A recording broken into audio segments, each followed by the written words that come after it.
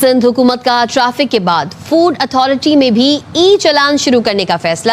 On line registration, complaint management system اور digital چالان system متعارف کرانے کا اعلان کیا گیا ہے. تفصیلات جان لیتے ہیں افضل خان سے. افضل بتائیے گا.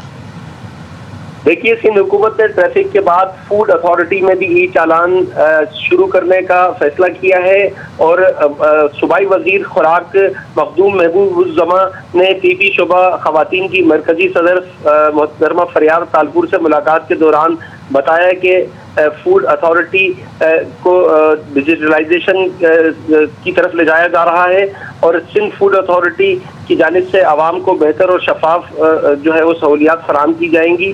On line registration, complaint management system اور ڈیجیٹلائز چالننگ سسٹم کو متعارف کرایا جا رہا ہے. اور اس موقع پر جو فریال تالپور ہیں، انہوں نے بھی غیر معیاری خوراک کے خلاف سندھ فوڈ اتھارٹی کی حالیہ کارروائیوں کے حوالے سے تفصیلات معلوم کی اور مزید کارروائیاں کرنے کے احکامات بھی دیے. افضل خان اپڈیٹ کر رہے تھے، شکریہ.